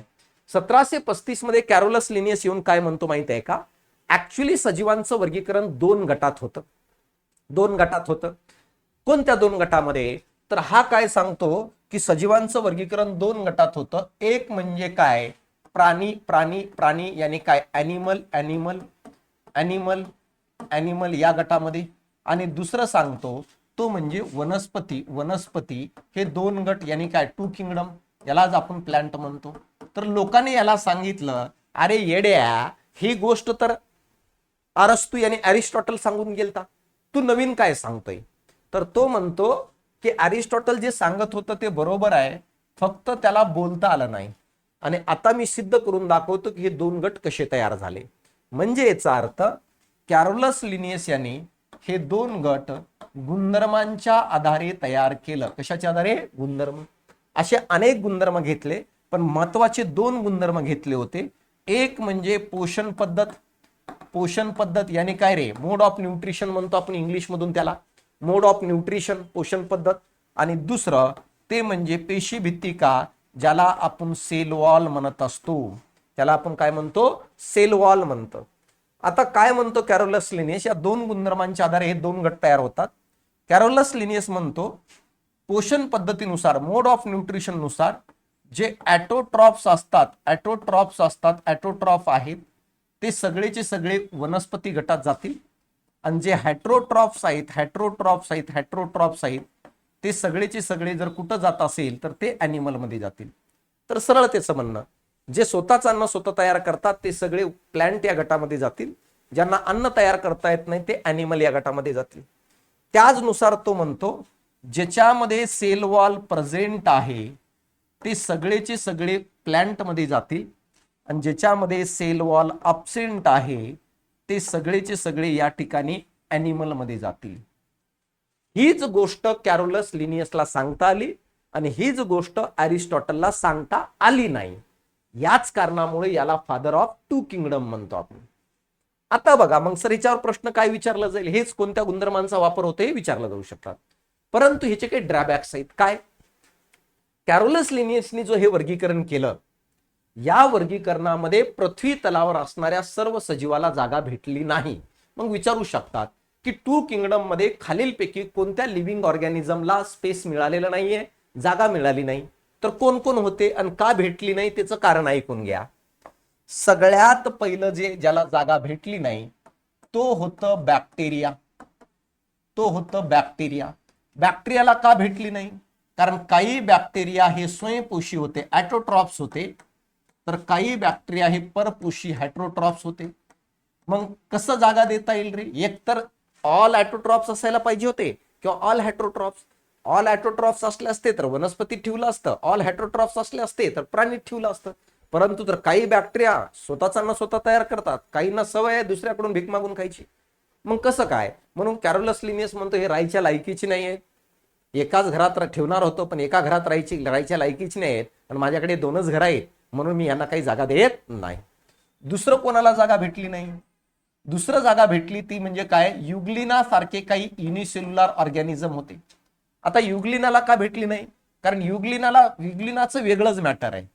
युग्लिना जेव्हा तू ह्याच्या खोलीवर दिवसा जाशील, कोणाच्या युग्लिनाच्या खोलीवर जेव्हा तू दिवसा जातील तर तेव्हा तो स्वतःचा स्वयंपाक स्वतः बनवताना दिसेल. जेव्हा तू युग्लिनाच्या रूमवर, एमपीसी करणारा कार्यकर्ता आहे युग्लिना, आणि दिवसा ह्याच्या रूमवर गेलास, दिवसा गेल्यानंतर तुला कळेल की तो स्वतःचा अन्न स्वतः बनवतोय, म्हणजे ह्याचा अर्थ दिवसा हा स्वयंपोषी यानी ॲटोट्रॉप्स आहे, स्वतःचा अन्न स्वतः तयार करतोय. परंतु जेव्हा तू या युग्लिनाला रात्री पाशील तेव्हा तो ढाब्यावर जेवताना दिसतो, यानी परपोषी आहे. मग प्रॉब्लेम आहे की नाही रे? कॅरोलस लिनियसला कन्फ्युजन पडलं, अरे या येड्याला ठेवायचं तर कुठं ठेवायचं? जर मी वनस्पतीत ठेवलो तर दिवसा वनस्पतीचं गुणधर्म दाखवतंय, मग रात्री पण वनस्पतीच दाखवायला पाहिजे ना, रात्री पण अन्न तयार करायला पाहिजे. पण रात्री तर हा कोटोरा घेऊन दुसऱ्याकडे अन्न मागायला चाललाय. जर याला प्राण्यात ठेवलं तर दिवस रात्र हे परपोषीच असायला पाहिजे, पण दिवसा तर स्वयंपोषी होऊ राहिलं. या कारणामुळं युग्लिनाला जागा देता आली नाही. आणि तिसरं कोण बघा, तिसरं होतं कवक. या कवकालाच आपण जर काय म्हणत असेल तर त्याला आपण काय म्हणत असेल तर फंगी म्हणतो. आणि या फंगीला का जागा देता आली नाही तर त्याचं कारण आहे ह्याच्यामध्ये सेल वॉल असते, आणि जर सेल वॉल असेल तर हा कुठं जाईल रे? हा वनस्पतीमध्ये जायला पाहिजे. परंतु हा परपोषी आणि हेट्रोट्रॉप्स आहे. परपोषी आणि काय रे? हेट्रोट्रॉप्स आहे. आणि हेट्रोट्रॉप असल्यामुळं हा कुठं जाईल रे? तर हा प्राण्यामध्ये जाईल. मग ठेवायचं तर ठेवायचं कुठं? डोकं फोडून घ्यायची वेळ आहे की नाही? कोणावर? मायावर नाही, कॅरोलस लिनियसवर. ठेवायचं तर कुठं ठेवायचं असा प्रश्न याला पडला. एवढं टेन्शन मध्ये आलं हे की याला कळना आता करावं काय. या कारणामुळं या तिघांनाही कॅरोलस लिनियसच्या वर्गीकरणात जागा भेटली नाही राजा. मग विचारलं तर हे तिघांना जागा भेटली नाही सांगा. या तिघांना जागा भेटली नाही म्हणून हे तिघ हातात झेंडा घेऊन आंदोलन करायला सुरुवात केले की आम्हाला जागा नाही. तिघ एकत्र बसून रडायला सुरुवात केले, आम्हाला जागा का नाही. आणि या तिघांना रडताना कुणी पाहिलं तर ते पाहिलं हॅक्कल यांनी. आणि हॅक्कल यांनी कधी पाहिलं? 1866 ला. आणि हॅक्कल तिघांना विचारलं, भावांनो का रडतोय? तिघांनी सांगितलं कॅरोलस लिनियसनी 2 घर बांधले होते आणि त्या दोन्ही घरामध्ये आम्हाला जागा भेटली नाही. नियमानुसार आम्हाला जागा द्यायला पाहिजे तर पण दिलं नाही. मग आम्ही राहायचं तर राहायचं कुठं? थंडीचे दिवस आहेत, बाहेर कडकडून मरायची वेळ आहे. तेव्हा हॅक्कल म्हणतो तुम्ही रडू नका. कधी म्हणतो? 1866 ला. हॅक्कल म्हणतो तुम्ही रडू नका, मी तुमच्यासाठी तिसरा एक नवीन घर बांधून देतो. मग बघा, पहिला घर प्राण्यांचा, ॲनिमलचा, दुसरा घर वनस्पतींचा आणि तिसरा घर हॅकल यांनी बांधून दिलं आणि त्या घराला नाव दिलं प्रोटिस्टा. घरांची संख्या किती? 1, 2 आणि 3. यालाच आपण 3 किंगडम म्हणून ओळखत असतो. ही गोष्ट लक्षात घ्या. तर फादर ऑफ 3 किंगडम कोण? हॅकल. कधी? 1866 मध्ये. कोणती सृष्टी शोधून काढली? कोणतं किंगडम? प्रोटिस्टा. आणि प्रोटिस्टामध्ये कोणाकोणाला जागा दिली? ज्यांना ज्यांना 2 किंगडम मध्ये जागा भेटली नाही त्या सगळ्यांना गोळा केलं आणि कोंबून टाकलं. कोणामध्ये? प्रोटिस्टामध्ये. कोण कोण? बॅक्टेरिया. यानंतर मला सांगा कोण रे? युग्लिना सारखे युनिसेल्युलार. आणि तिसरं कोण? कवक. त्याला आपण काय म्हणतो? फंगी म्हणून ओळखत असतो. या तिघांना जागा दिली. आता बघा, सगळ्यांना जागा भेटली की नाही? या तिघांना जागा देत असताना या ठिकाणी कोणत्याही नियमांचं पालन केलं गेलं नाही. का? कारण की जसं इथं नियमांचं पालन केलं गेलं की ज्यांच्यात सेल वॉल ऑब्सेंट तो ॲनिमल मध्ये येईल, जो परपोशी हेटरोट्रॉप्स तो ॲनिमल मध्ये येईल, जो ॲटोट्रॉप्स तो प्लांट मध्ये येईल, ज्याच्यात सेल वॉल प्रेझेंट तो प्लांट मध्ये येईल. प्रोटिस्टामध्ये असं काही नाहीये. ज्याला कुठंच बसायला जागा नाहीये त्याला उचलायचं नाही तर टाकायचं. जस्ट लाईक घरातील डस्टबिन. घरात जो राहायच्या लायकीचं नाही त्याला उचला आणि डस्टबिन मध्ये टाका. त्या पद्धतीने आता सगळ्यांना जागा भेटली, काही का होईना. आता हे तिघांना या प्रोटिस्टा घरात ठेवलं तर निवांत राहायला पाहिजे होते की नाही? पण निवांत नाही राहिले. काय केलं माहित आहे का? हा जो युग्लिना आहे ना, हा युग्लिना या बॅक्टेरियाला पकडलेलं दिसलं आणि कवक त्याला बेल्टनी मारत होता. म्हणजे बघा, हे दोघं एकत्रित झाले. कोण कोण? युग्लिना आणि कवक. का? कारण हे सारखेपणा दाखवतात, काही प्रमाणामध्ये सारखेपणा दाखवतात, similarities. Bacteria totally different property दाखवतं कारण त्याची सेल वेगळी आहे. म्हणून युग्लिनाने बॅक्टेरियाचे दोन्ही हात पकडलं आणि कवक जोराजोराने हाणत होतं त्याला. बॅक्टेरिया जोराजोराने ओरडत होतं आणि हे आवाज कोणाला ऐकू आलं? बॅक्टेरिया ओरडतोय हे आवाज 1938 ला कोपलँड नावाच्या शास्त्रज्ञाला आलं.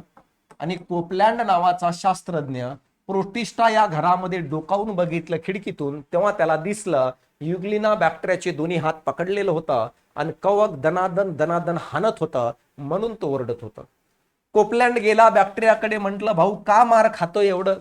तुला काय लाज फीज आहे की नाही? बॅक्टेरिया म्हणतो काय करू, राहायला जागा नाहीये. हॅकलने या घरात ठेवलं, हे दोघं तर घ्यायला तयार नाही, जाणार तर जाणार कुठं? मार खाऊन का होईना पण इथंच राहावं लागेल. कोपलँड म्हणतो बॅक्टेरियाला तू मार खाऊ नको. कोपलँडचं मन मोकळं असतं. कोपलँड म्हणतो तुझ्यासाठी मी सेपरेट घर बांधतो, तू लोड घेऊ नको, फक्त माझ्यासोबत चल. बॅक्टेरिया लगेच बॅगा भरतो आणि कोणासोबत निघतोय? कोपलँड सोबत. आणि 3च्या जागेवर आता घरांची निर्मिती झाली 4. कोणते? एक म्हणजे प्राणी, यानंतर बघा दुसरं म्हणजे कोण रे? प्रोटिस्टा. आणि प्रोटिस्टा मधून बॅक्टेरियाला बाहेर काढून, आणि तिसरं म्हणजे कोणतं? वनस्पती. आणि या ठिकाणी प्रोटिस्टा मधून बाहेर काढून एक नवीन घर बांधलं, त्याला मोनेरा नाव दिलं. आणि ह्याच्यात कोणाला ठेवलं? बॅक्टेरियाला ठेवलं. घरांची संख्या किती? प्राणी 1, प्रोटिस्टा 2, या ठिकाणी मोनेरा 3 आणि वनस्पती 4. म्हणजे 4 किंगडमचा शोध जर कुणी लावलं तर तो कोपलँड याने. कधी? 1938 ला. कोणतं किंगडम तयार केलं? मोनेरा. कोणाला जागा दिली? बॅक्टेरियाला. कोणातून काढलं? प्रोटिस्टातून काढलं. आता प्रोटिस्टात राहिलं कोण? प्रोटिस्टात राहिलं युनिसेल्युलार असणारे युग्लिना. युग्लिना राहिलं. आणि दुसरं कोण रे? कवक राहिलं, यानी फंगी राहिलं. आता निवांत राहायला पाहिजे होती की नाही रे? हे बघा, या दोघांचं कोणासोबत जमत नव्हतं? बॅक्टेरिया सोबत. म्हणून कोपलँड त्याला सेपरेट घर बांधून दिलं. आता निवांत राहायला पाहिजे होती की नाही? तरी पण निवांत राहत नव्हते. हे दोघं एकमेकाला मारायला सुरुवात केली. त्याचं कारण बघा, कवक हा कम्प्लिटली परपोशी आहे, तर युग्लिना दिवसा स्वयंपोशी आहे, तर रात्री परपोशी आहे. बघा, कवक फंगी जो आहे कम्प्लिटली हेटरोट्रॉपिक आहे. युग्लिना हे जो आहे हे डे टाइमला हा फोटोसिंथेसिस करतं आणि काय ॲटोट्रॉपिक गुणधर्म दाखवतं, आणि नाईट टाइमला तो हेटरोट्रॉपिक गुणधर्म दाखवतं. आणि फंगस हा कम्प्लिटली हेटरोट्रॉपिक आहे. दुसरी गोष्ट, फंगसमध्ये सेल वॉल प्रेझेंट असते, बट युग्लिनामध्ये सेल वॉल नसते. म्हणजे काही सिमिलरिटीज होतीच. काय ती सिमिलरिटी? बोथची जी सेल आहे ती कम्प्लीट सेल आहे, युकॅरोटिक सेल आहे. परंतु भरपूर प्रमाणामध्ये वेगळे पण होतं आणि या कारणामुळं हे दोघं एकमेकाला मारायला सुरुवात केले आणि हे मारत असताना हे कोणाला दिसलं 1969ला आर.एच. विटाकर नावाचा शास्त्रज्ञ होता आणि या आर.एच. विटाकर नावाच्या शास्त्रज्ञाला हे पहिल्यांदा दिसलं आणि आर.एच. विटाकर या कवकाला जाऊन म्हणतो, भाऊ तू कशाला याच्या सोबत राहू राहिलं, चांगलं आहे का सारखं सारखं दररोज भांडणं करणं, तू काय कर बाजूला ये, तुला मी घर बांधून देतो. तर कवक म्हणतो मी नाही येणार. तेव्हा आर.एच. विटाकर कवकाला म्हणतो घर तू या नावावर करतो. मग कवकाला वाटलं किती भारी आहे, म्हणून हा फंगस हा कवक प्रोटिस्टामधून बाहेर आला आणि आर.एच. विटाकर यांनी आता 4च्या जागेवर 5 घर तयार केले. यालाच आपण 5 किंगडम म्हणत असतो. आणि हे कुणी तयार केलं, आर.एच. विटाकर यांनी तयार केलं. आणि कधी तयार केलं तर 1969ला तयार केलं. कोणकोणते घर बघा, एक म्हणजे काय रे, एक म्हणजे मोनेरा हा पहिला घर ऑलरेडी होतं. दुसरं म्हणजे प्रोटिस्टा आणि प्रोटिस्टामधून ह्यांनी कवकाला बाजूला काढलं आणि प्रोटिस्टामधून कवकाला बाजूला काढून त्याच्याच नावावर घर केलं. यालाच कवक याने फंगी म्हणून ओळखत असतो. तर या फंगीला बाजूला काढलं. पुढं प्लांट याने काय आहे, वनस्पती आपली राहिली. आणि 5वं ॲनिमल यालाच आपण प्लांट म्हणत असतो. ही गोष्ट लक्षात घ्या. तर अशा प्रकारे मोनेरा, प्रोटिस्टा, कवक, वनस्पती आणि हे काय आहे प्राणी. तर यालाच आपण 5 किंगडम म्हणतो. तर कळालं. तर ही कवकाला सेपरेट घर बांधून दिलं, त्याचंच नाव घेतलं आणि हेच 5 किंगडम आपल्याला डिटेल बघायचंय. तर या पद्धतीने जर केलं ना, कसंही फिरून विचारलं, मागं पुढं काही विचारलं तर आपल्याला उत्तरापर्यंत जाता येतं. 5 किंगडम आपण इंट्रोडक्शन बघितलं. उद्या आपल्याला 5 किंगडम डिटेल बघायचंय. 6 किंगडम काय आहे ते बघायचं आणि अशा पद्धतीने आपल्याला सिलेबस कव्हर करायचं. ही जी PDF आहे हे मी ऍप्लिकेशन मध्ये अपलोड करतो आपल्या बॅच मध्ये. तर आवर्जून ज्या विद्यार्थ्यांना बॅच घ्यायची आहे ते घेऊ शकता. टर्निंग पॉइंट ठरणारी बॅच आहे.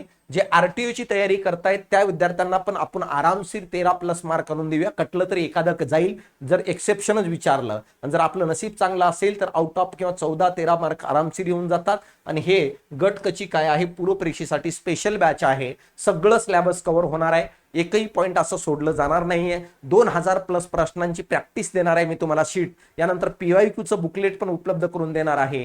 काही सोडलं जाणार नाही. तर जास्तीत जास्त विद्यार्थ्यांपर्यंत आपलं व्हिडिओ शेअर करा आणि जर तुम्हाला व्हिडिओ आवडला असेल तर लाईक करायला, कमेंट करायला अजिबात विसरू नका राजांनो. तर समजलेपर्यंत तर या ठिकाणी थांबतो. भेटू आपण उद्या ऍप्लिकेशन वरती संध्याकाळी 8 वाजता. शक्यतो डेली संध्याकाळी 8 वाजता आपलं लाईव्ह लेक्चर असेल. तर आवर्जून सगळ्यांनी लाईव्ह लेक्चरला ऍप्लिकेशनवर जॉईन करा मित्रांनो. 100% विज्ञानाला चांगले मार्क मिळवून देऊ आपण. धन्यवाद.